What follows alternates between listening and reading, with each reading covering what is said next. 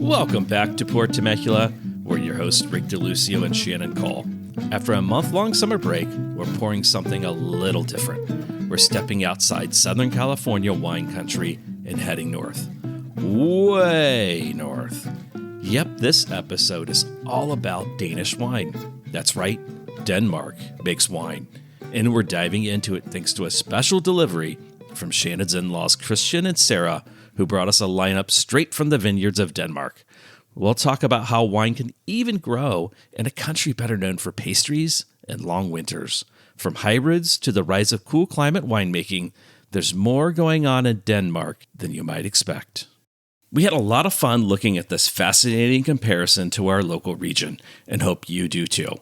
Cheers, or in Danish, Skål! But before we get to that, after being out of town for nearly a month, I did get to try a few things. First of all, I had to try the sort of social media, TikTok, viral wine sensation, which is jalapeno in your Sauvignon Blanc. And I will say that it is not for me. Is that something you've tried, Shannon? I haven't personally tried it, but I hosted a Sauv Blanc night in June, and I did cut up some jalapenos, froze them, and put them on the table for people to try. We got mixed reviews. A lot of people said towards the end of their glass, it just got really spicy. Mine wasn't so much as spicy as I was saying a little bit ago, that it became this pyrazine bell pepper explosion because it was a nice, ripe, fresh, right off the vine jalapeno. And it was way, way too much for me personally, but maybe you're out there and you tried it. And the other thing I had was a neighbor came over and we opened up a bottle of, I'm going to throw it a little bit out on the bus, but I don't care. This Oak Mountain Grenache Rosé, which was truly awful. And I'm going to tell a little bit. So I put it back in the fridge and we just opened up something else and dumped that out. And we were not going to drink it. It was, I'm going to leave it at that.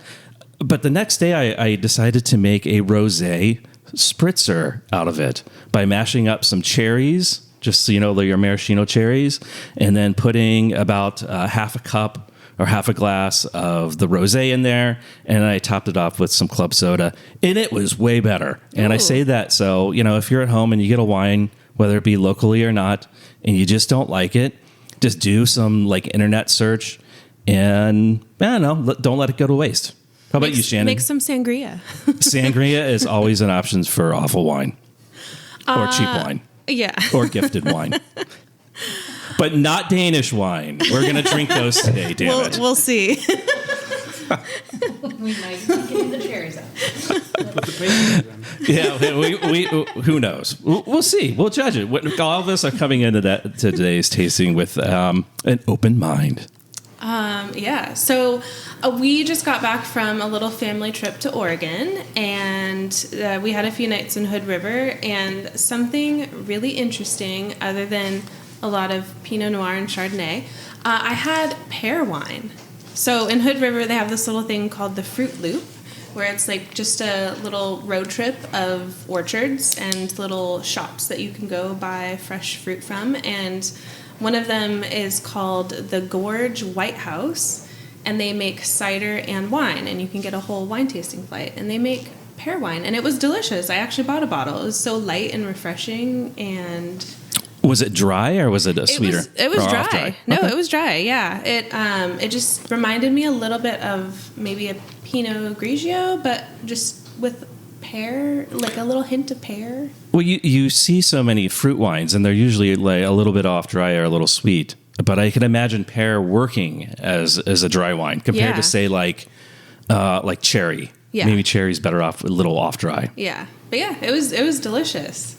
Yum, and maybe we'll get a chance to talk about, I did in my internet sleuthing discover that fruit-based wines are quite common in Denmark. But we'll give you a chance to talk about that. What else? Anything else? I really also had some really good Pinot Noir, rosé of Pinot Noir up in Oregon. And Edgefield, if you know Oregon, you may have heard of McMenamins. They have a chain of hotels and bars near the Portland area. We stayed at the Edgefield location, which is really cute. And they have a little winery there and a distillery. And Sarah, my sister-in-law, and I got to try some of the drinks over at this distillery. So they make their own whiskey. And I forget what they made me, but something with whiskey, and it was delicious. No memories, too much wine and pear wine and whiskey was drank on that day to remember. All right, Shane, do you want to do the intro? Why don't you go ahead and introduce us to your family? Yeah, so today we have my sister-in-law, Sarah, and her husband, Christian. They are visiting from Denmark. And Sarah is originally from Oregon, moved to Denmark because she met Christian, and they got married and live happily ever after in Denmark. So yeah, I'll say hello to everybody. Yeah, my name's Christian, and married Sarah in 2014 over here in Oregon, actually. And then luckily, Sarah's brother lives in California, so we get to go here quite often, every summer, if we can. Yeah. So it's really nice, and we do like wine, and Shannon has a lot of wine. So Shannon does have a lot of wine. She's got a lot of wine fridges. I know. I don't think she has enough. Yeah. She doesn't have I enough don't have wine enough fridges, wine actually. No. So we get to do wine nights and stuff like that.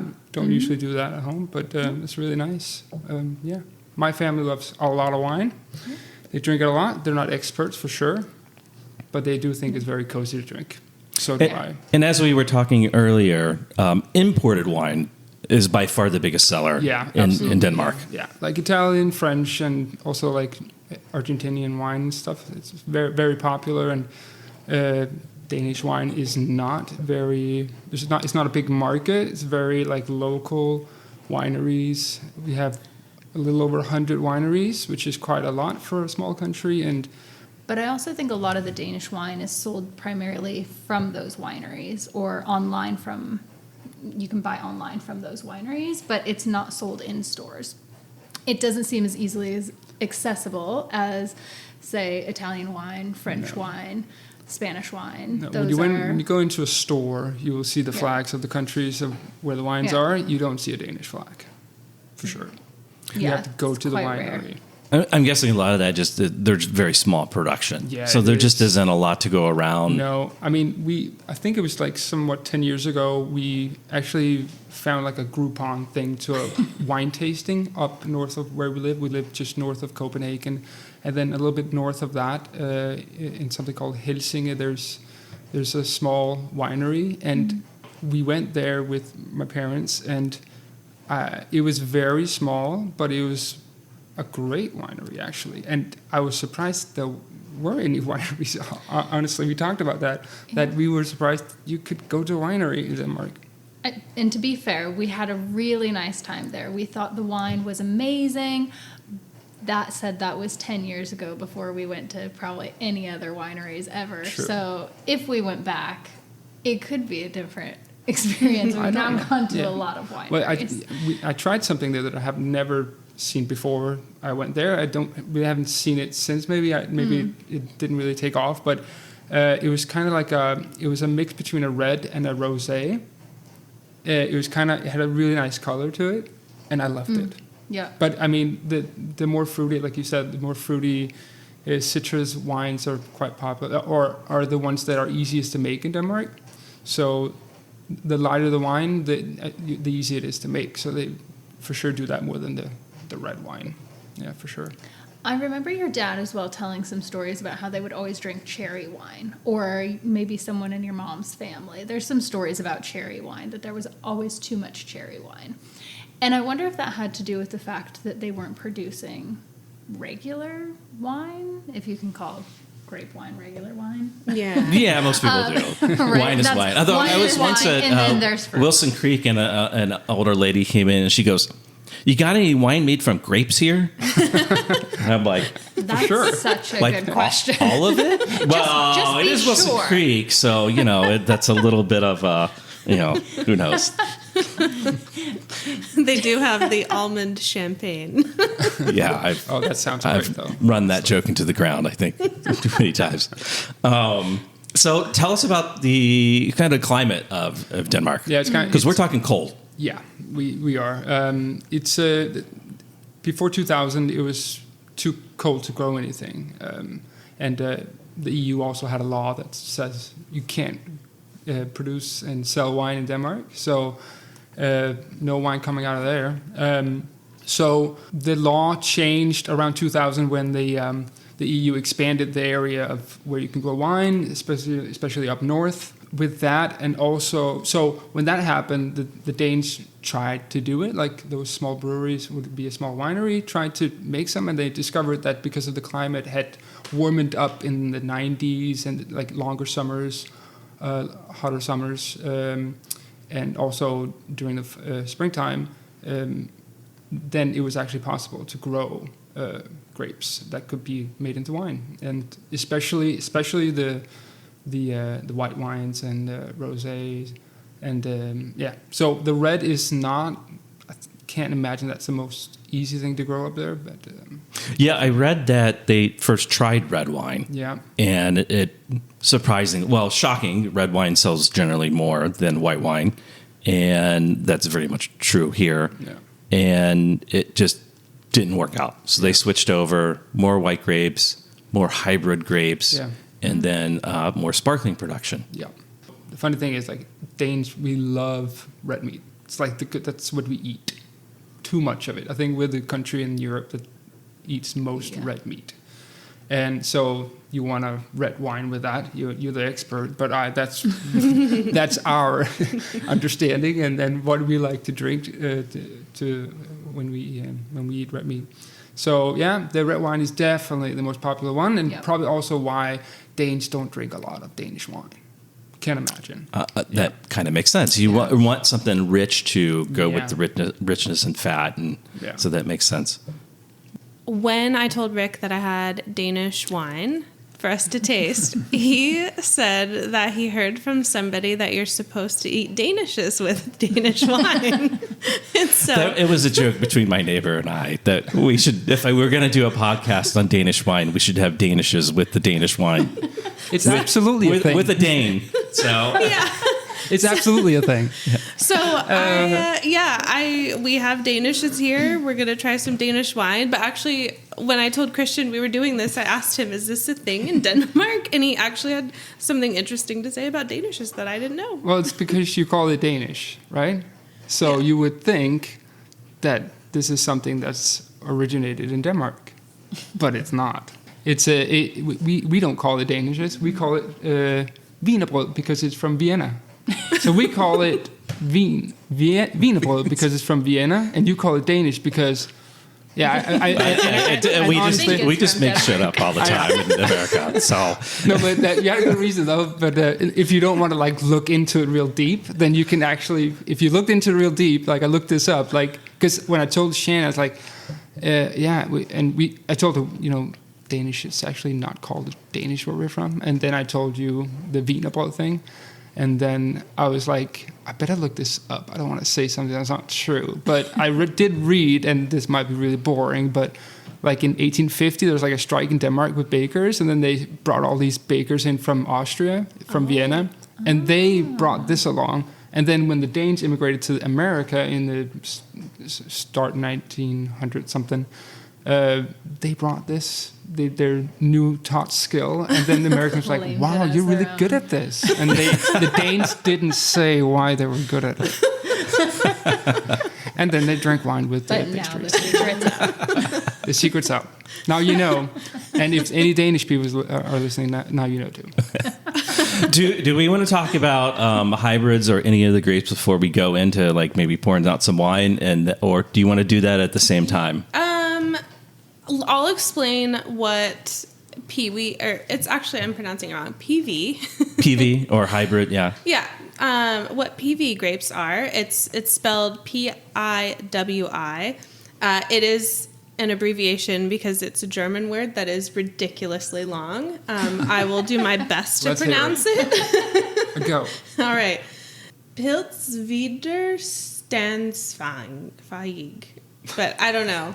Christian, really your German's better than mine. I don't know. I mean, I had German for a few years. I didn't pass it. Pilswiderstandsfähig? That's terrible. Was it here? Pilswiderstandsfähig. That's what I would say. Oh, okay. So we're going to call it PIWI. PIWI. That's fine. PIWI. It is long. Although I've heard a number of podcasts, the guy who does a UK wine show calls it PIWI all the time and he's probably put out the most information about PV vines, but he calls it PIWI. Right. But the Brits also call things weird. So, yeah. I mean, yeah. So basically, if you've never heard of that, they're cross breeds of grape varietals, usually hybrids. Usually a traditional Vinus vinifera grape crossed with something wild that's a little more resistant to fungus and diseases and stuff. So when I actually learned about them, we had a joke that they were like Frankensteins of the wine world, but I looked up a little bit about Frankenstein, and he was made in a lab. I actually never saw any of the movies or anything, so this is new information to me. But I think... Wait a minute. You didn't know who Frankenstein was before this? I knew who he was. I didn't know how he was made. Because I was like, I don't know if these grapes are really Frankenstein, because they weren't really made in a lab. You know, it is like a natural thing for them to kind of crossbreed, sort of. But I think they're more like X-Men. They're like hybrids with superpowers. Oh, very modern take on it, yeah. So they're like the superheroes of viticulture because they are resistant to fungus, and so because of that, you don't need to spray them with chemicals, and it's better for the environment, and it just makes growing organically and regenerative farming much easier to do when you use these hybrid grapes. So I wanted to explain that before we went into it because all of the grapes in the 4 wines that we're tasting are hybrid grapes. So all these wines are from the same winery? All these wines are from the same winery. I was a little restricted on what I could order because I had to get it shipped to Sarah and Christian's house before they left to come here. And I'd forgotten about it until last minute. But I found this winery that seemed to be really interesting. I know I'm going to butcher the name, but Guldbach Vineyard. And now Sarah's turn. Now my turn, and then the Danish turn. I would call it Guldbæk Vingård. So would I. Guldbæk Vingård. Yeah. All right. So that's what Does we'll that call have it. a meaning? Does it have a meaning? I'll tell you that Guld is gold and Bæk is like a little creek, and Vingård is winery. Oh, So cool. yeah, Gold but Creek. I have So to- Gold Creek. Yeah, but that could be a last name actually because there's 2 A's in it, and that's if it's a winery, it has 1 A with like a circle Little on circle top. over it. So that could be a last name actually. So it could be 2 last names. So Okay. I don't know. All right. Maybe you do. That whole little pamphlet is in Danish, so. Do you want to read the rest of it? Didn't you just hold your phone up to it and translate it for you? I will say I did learn from the website that it was started back in 2008. It's 4 to 5 hectares, so pretty small. It's a family-owned winery. Their winemaker, Jess Weaver, is actually from New Zealand. Oh, that's interesting. And the winery is located in, again, I'm going to butcher this, Himmerland Yeah. in North Jutland. Yeah. Did I say that right? Jutland. Okay. So it's kind of like the north end of Denmark up towards like Gothenburg, Sweden, up that way. They are certified organic, sustainable, and regenerative farming. In addition to the 4 wines that we got, I got two whites, an off-dry white, and a rosé. They also do sparkling and sweet wine. And all of the grapes, like we said, are the PIWI grapes. And they also make fruit wine, which we talked a little bit about. Yeah.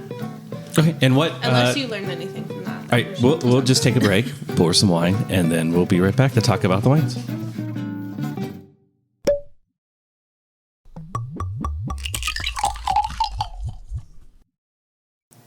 So this first wine that we're drinking is, they're all vintage 2023. This is their Lush Green. The grapes, it's a white wine, a blend of Cabernet Blanc, Riesel, and Solaris. May not be pronouncing those correctly, but Cabernet Blanc is a white grape that's a German-Swiss cross of Cabernet Sauvignon and an unknown grape varietal. They're really thick-skinned grapes, and I guess they're very resistant to fungus and other things.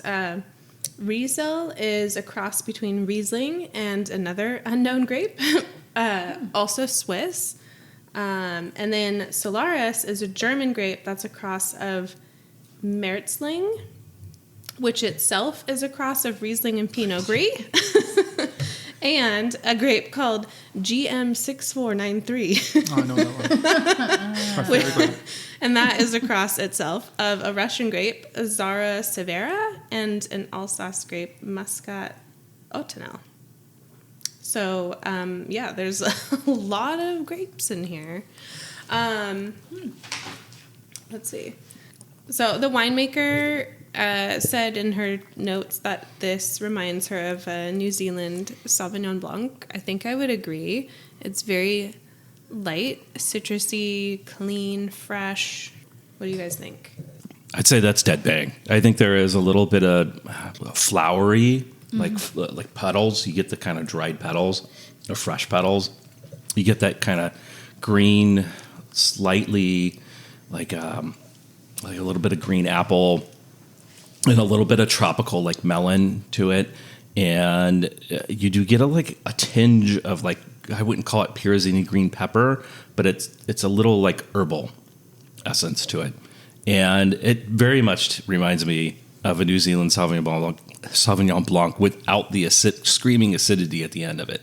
Yeah, it's really, I feel like it's very balanced. Yeah, like pea shoot. Like if you think of peas. So I'll just read the tasting notes from the winemaker. This is hilarious. Fresh, fruity, green, herbal, citrus, mineral, pea, lime, and elderflower. I am a pro, so. You kind of know what you're doing. I was thinking the same thing. All of that. I'm just blown away. This is nice. It's refreshing. What's the alcohol level on this? I'm guessing 12%. Yeah, maybe 11 and a half, 12. It is 12%, yeah. Yeah, it's really nice and refreshing. Very clean tasting. It's a really easy drink. Yes. Yeah, it is. This would be a good pool wine. That's exactly what I was thinking. Try I could that see out. myself sitting by the pool drinking this. I think the only thing I'd say it needs is a little bit more depth, I think, for the natural wine crowd. I could see them being like, oh, it doesn't have the lees aging on it. It's a very, it doesn't have a lot of that maturation, oxidation to it. Yeah. Which I personally like. I don't really care what the natural wine crowd says, but it's good. I don't think it goes with any of the Danishes, though, unfortunately. I haven't tried it. Not I sure. can't imagine it's going to go well. So the tasting notes from the winemaker, she thought this would pair with fish, salad, and goat cheese. And this is not any of it. Yeah, this is definitely, Not in our opinion. Yeah, these are all sweet. Yeah, I think it's a winner. I'd give it a thumb up. This is totally pool wine, too. Yeah. I also have to say the label is so beautiful. Mm-hmm. On all of them, actually. But the designs that they have on their labels, I think. I'm curious if they have like an artist or if it's someone in the family that did it or what the story is. Yeah, they're all really similar. There must be some sort of story. It reminds me of the place we went in Italy that had all the really cool labels, and there was a story behind each one. So you would think there would be one. Yeah. Maybe somewhere in this pamphlet. Maybe. We'll see it. Keep reading. Yeah, I don't think this pairs with the Danish. Well, what's our verdict, though? Positive? I like it. Very Yeah. positive. Yeah. I think this is a great start. I'm excited. Now, is this to a try style of wine that you've had before from there? Or no? I don't think so. Would you drink this over there? Yeah. If it was more We widely don't have available? pools, but Yeah. sure, yeah. Yeah, definitely. It's a good summertime wine, though. I would drink this again for sure. Yeah. It's just not as easy to buy, so. Yeah. Right. Well, there we go. I think that's a winner. Okay, What right. is our second wine up. All right. So this next wine that we're having is also 2023 Riesel. The grape is Riesel, which it's a cross between Riesling and another unknown Swiss grape. They didn't have a whole lot of winemaking techniques listed on the website, but I also wrote down some of the winemakers' tasting notes for this. This smells like a Sauvignon Blanc. I get grapefruit and orange, citrus.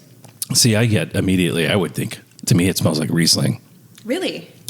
Like more Alsatian Riesling, where it's riper style. It has more of that like diesel character to it. And it's a little oily, so it's kind of, you can kind of think of I'm trying to think of what would be a good kind of oily grape that's got like an oily texture to it. I mean, it's like an Italian summer. Gewürztraminer, yeah. Pinot Grigio sometimes yeah. has that oily. Yeah. But it is very floral again, like citrus blossoms and lemon and citrus zest. A bit more like minerally than I think the last one was. Yeah. Like stones. I don't quite get the petrol note, but maybe. Usually that is what stands out to me when I drink Riesling, and I don't like it. Mm-hmm. And I'm not getting it here, but I do get something a little bit like savory. Yeah, it's got a bit of that kind of savory element to it. Mm-hmm. It's very light, very refreshing. I think it's a little more citrusy than the last one. They're both similar, though. Both of them, the kind of finish off just sort of drops off a little bit. It's like a lot of impact up front, and this one has much more of a weight to the body of it. Like there's that oily texture to me, and then it just sort of like plateaus out. So it's both of them are I wouldn't say disappointing on the finish. Like they're just sort of like they're all up front, a little showy, and then kind of like fade away. And I don't think that's necessarily a bad thing. This, to me, screams much more like I want something to eat with this one, more so than the other one. The other one I could just sit and drink. This one, I want something to sort of like balance it out or provide some more depth to. Even though I think this one has a little bit more going on with it than the previous one. Mm-hmm. Yeah, the winemaker, in their notes, they had said to pair with grilled chicken, anything with like an herbal sauce, or even ceviche. Okay.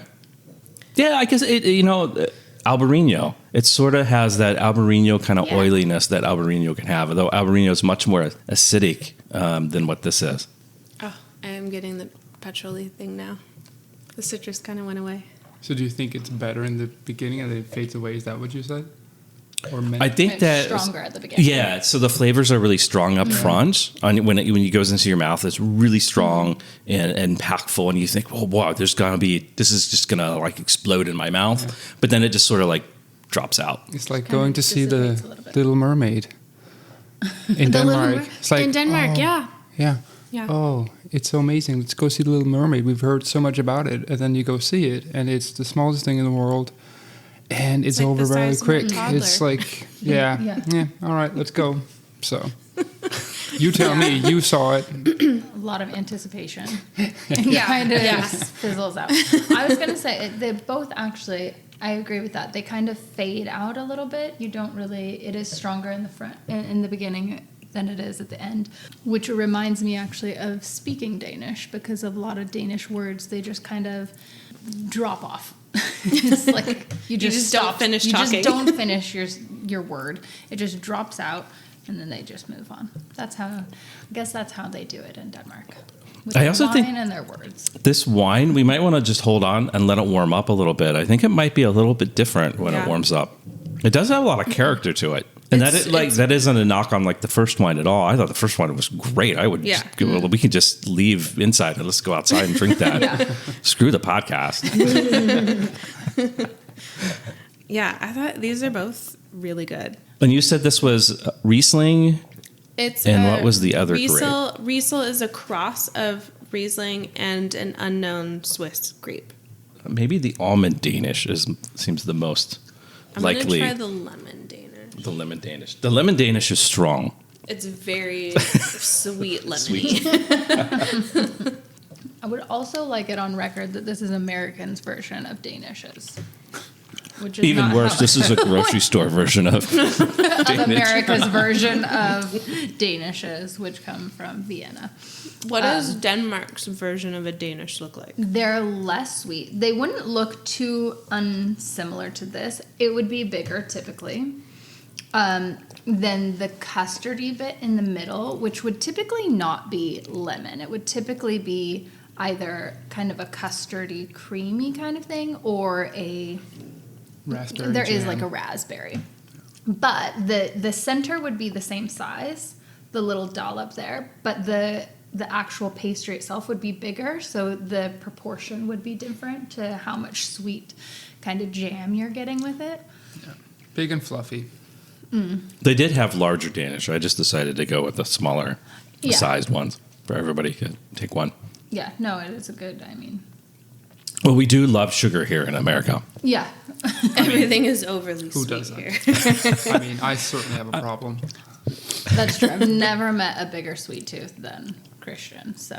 That's why I like these. Oh. I mean, the wines. The wines. Well, the wines aren't sweet. These are all pretty dry, but they're very fruity. Yeah. Yeah. I have found with the hybrids that I've tried in the past, they haven't been nearly like as fruity as what these have been. Yeah, they're very aromatic. Yeah, these are pretty nice. I Yeah. think that the one thing it does have in common with other hybrids that I've tried is that the finishes just sort of like kind of like fall off at the end. They're not as complicated. And I wonder if that's one of the kind of character of Vitis vinifera, which is most of the wine grapes that we know, is that why it kind of took over and became more famous in the world. Yeah. Is Yeah, that they maybe produced wines that were more complicated and had more structure to them and better balance Yeah. overall. I don't know. Maybe Okay. one of us should become a master of wine, and then we can answer that. I'll race you. Just kidding. We can't wait to see which one Yeah. it will be. My kids don't need to go to college. I just need to spend the next 5 years of my life, not doing anything. Sounds great. Oh, okay. Shall we All try right. the next one? Yeah, we'll take a little break and then, yep. All right. So our this is next a- wine okay. is we've got a 2023 Solaris. It's called Solaris Block 3. This is this winery's steepest south-facing vineyard, and it has the oldest vines in their vineyard. I wasn't able to find out how old the vines were, but this is just strictly made from the Solaris grape, which is the grape I said earlier. That was a German grape.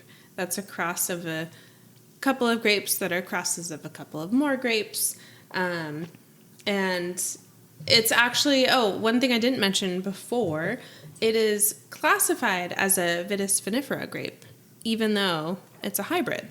And it's an EU protected variety. So let's see. Okay, So I it- just have notes. Sorry, with the Vitis vinifera. So it is Vitis vinifera? It is, Okay. Yeah. But it is really a hybrid. but it is really a hybrid. Yeah. Okay.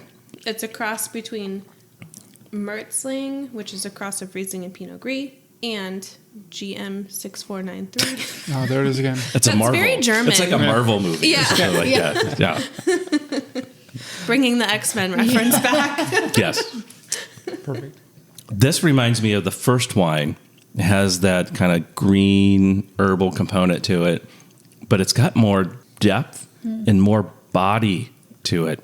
It's almost like it reminds me of Vermentino, and I don't want to say Sauvignon Blanc because that's an easy one, but like almost like the weight that a Chardonnay has.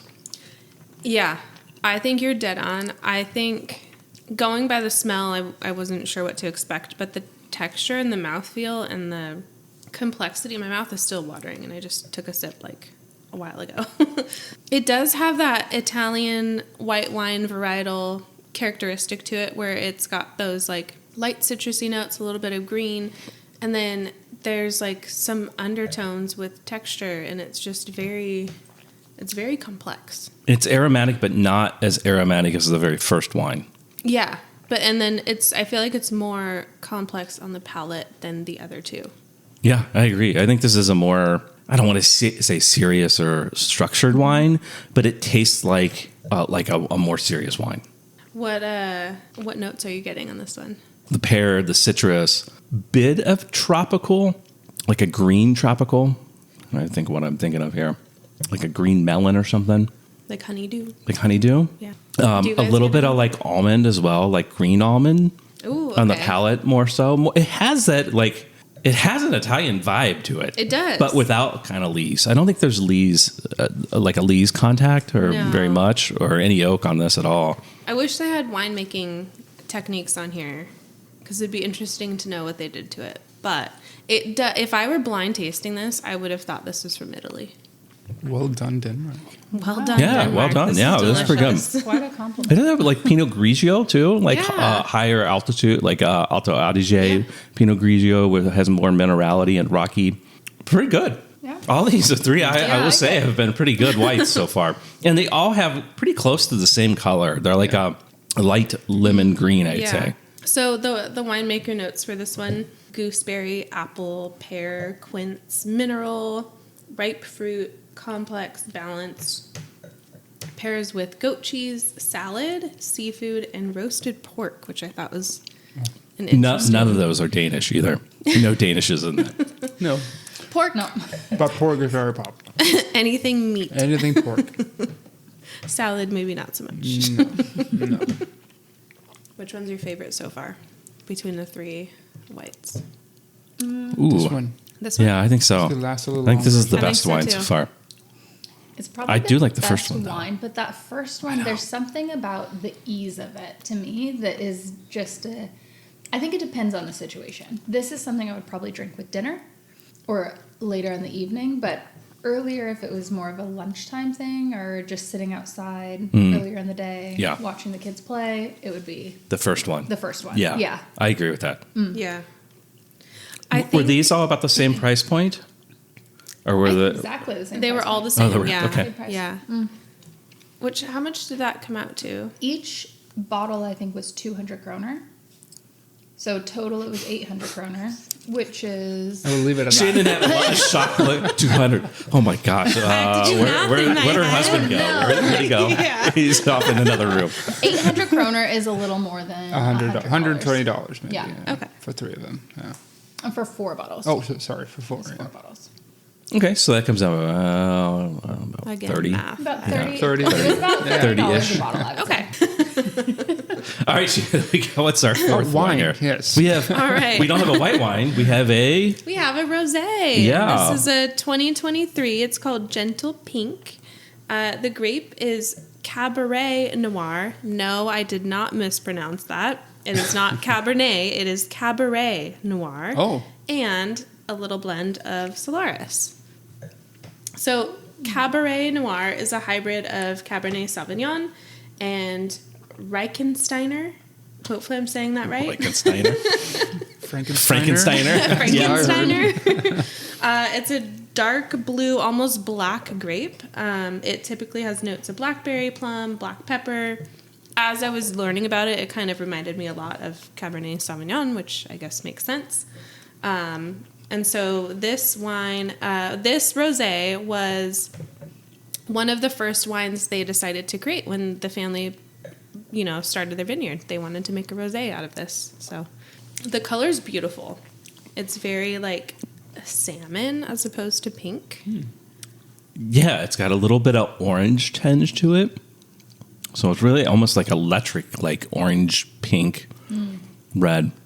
It's a very gentle pink, you might It's say. a gentle It's pink. called gentle pink. Yeah. and for the first time out of the 4, this does go with the Danish. Ooh, It goes which with one? this The cherry cherry one. Pretty well. I do get a lot of cherry strawberry notes on the nose with a little bit of lemon. Yeah, this to me is the most fruity, aromatically fruity. You get like the watermelon and cherry, and just kind of like light crushed berries, and a Whoa, little like this is- rose water. Yeah, this is delicious. This is we just did the rosé episode not too long ago. This is so fruit forward, but without being sweet. There's so much going on. There's so much fruit. It's very complex. It's just a very strong. Yeah, this I would never have guessed this would be from a cold climate like Denmark. No, it's the it's fruit fully is so fruit. ripe. And I think that may speak to like just the quality of hybrid grapes and how much maybe someone like the producers in Denmark have mastered hybrid grapes over.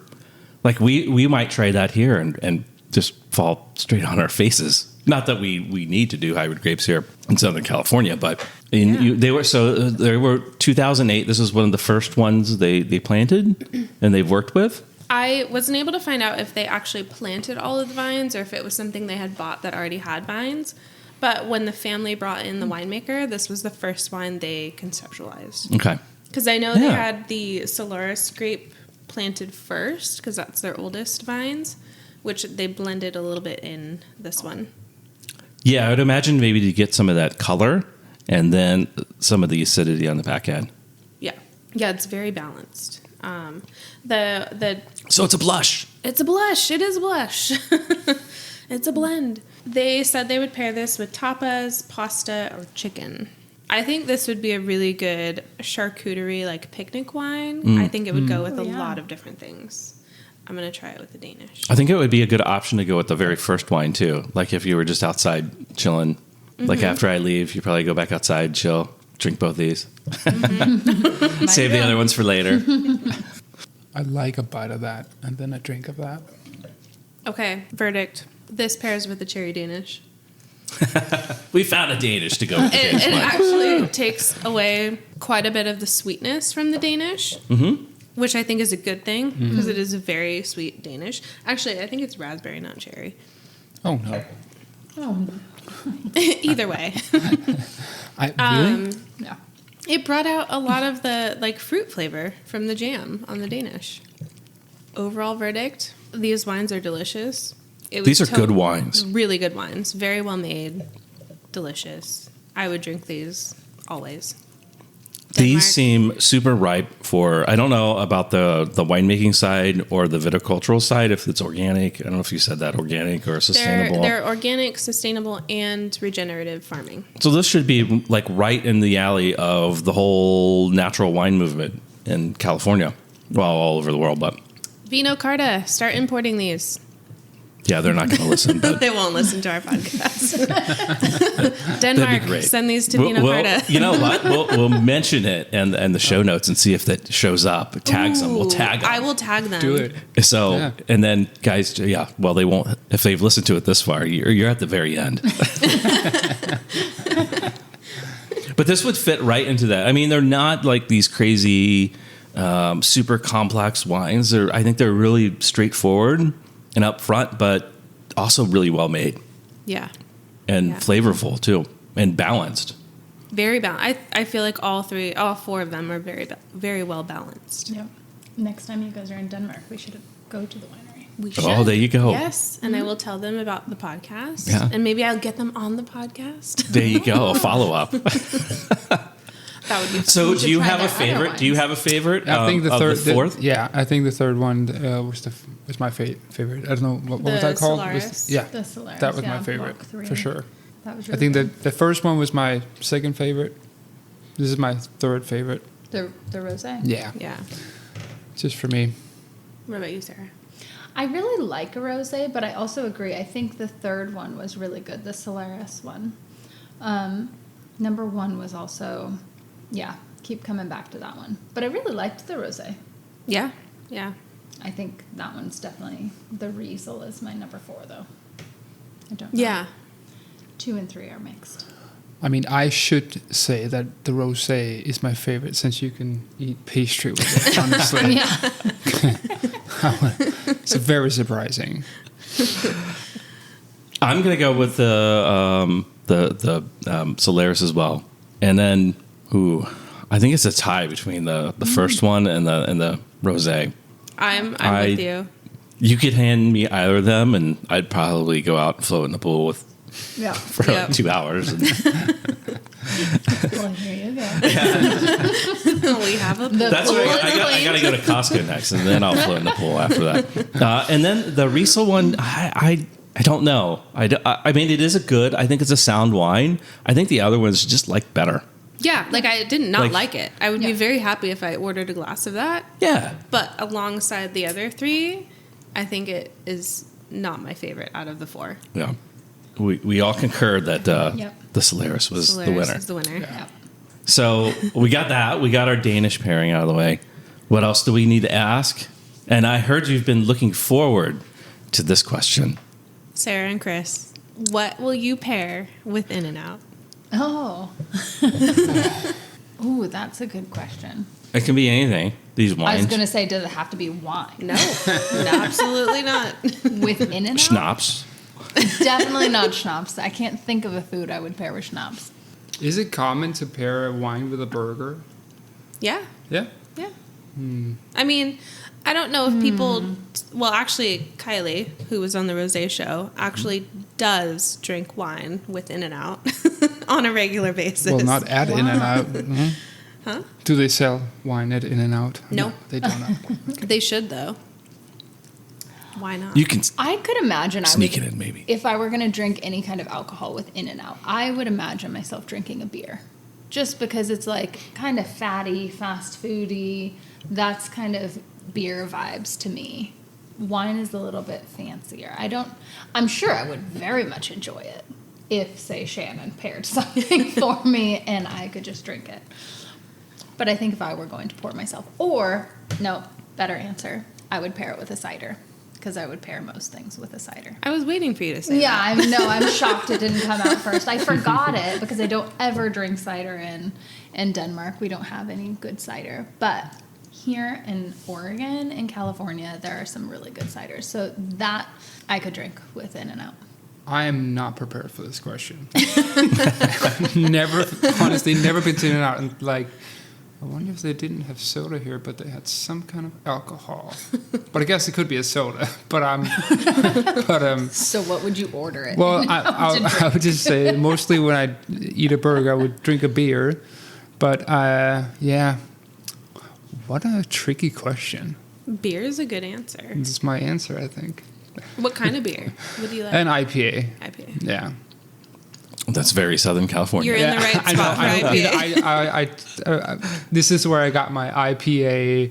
What do you call it? Craving. Yeah. Yeah. Yeah. This is Have you definitely- been? Have you traveled around to like San Diego? Gone down there to the? No, but we've been to I just remember going to Portland and we had a flight some years ago in downtown Portland. I don't remember the place, but it was Deschutes. maybe Deschutes or Rogue Brewery? yeah. One of Deschutes, those.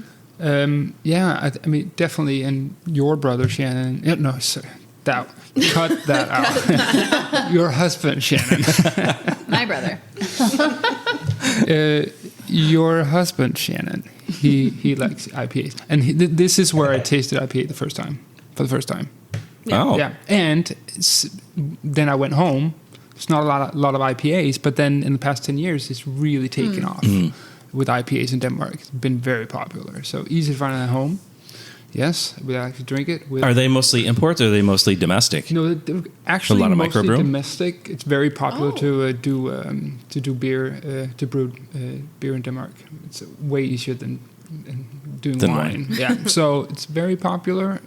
So it kind of have the same vibe as over here. I feel like. So I would drink an IPA with my In-N-Out burger. But if somebody gave me wine or anything else, I would drink it. I wouldn't say Soda. no. You guys are here for a few more days, so for dinner one night, In we're and gonna do out. that. In-N-Out In-N-Out and and wine tasting? Or what is your pairing with In-N-Out? I can't wait to Oh, hear this. yeah. So I normally would go for a beer, but if I had to stick with a wine, I would be very specific in the wine. It's a Juan Gil Monastrell from Spain. Oh, And I okay.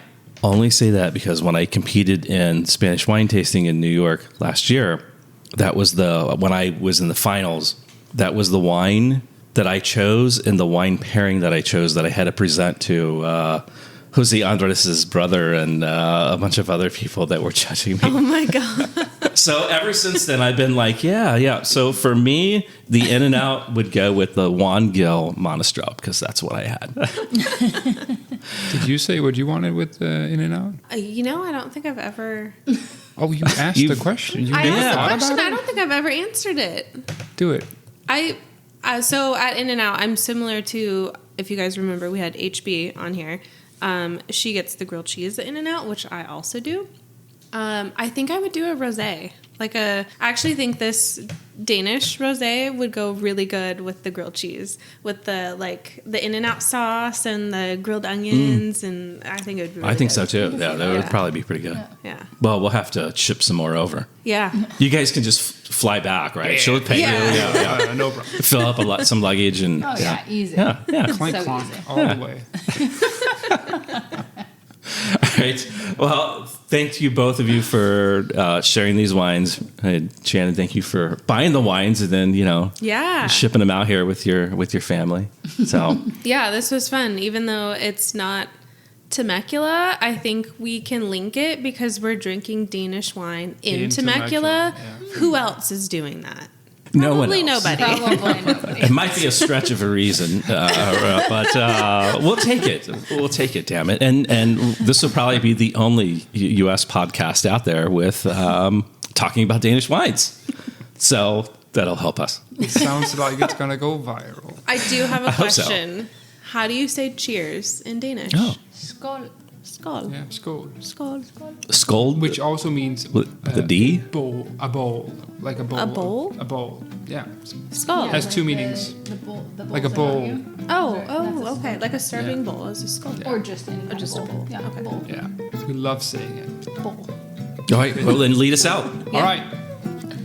Skål. Skål.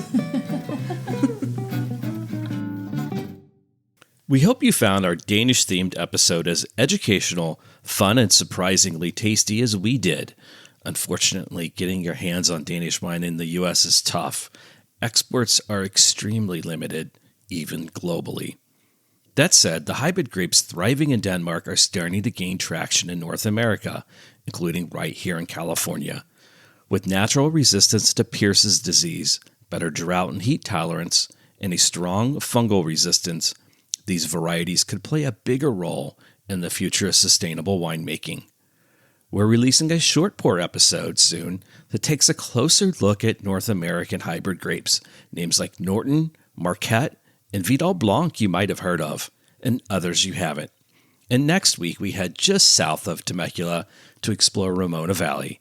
I sit down with Kim Whalen to dig into Ramona's grapes, winemaking styles, unique history, and its exciting future. If you enjoyed this episode, be sure to subscribe to Pour Temecula and leave us a review.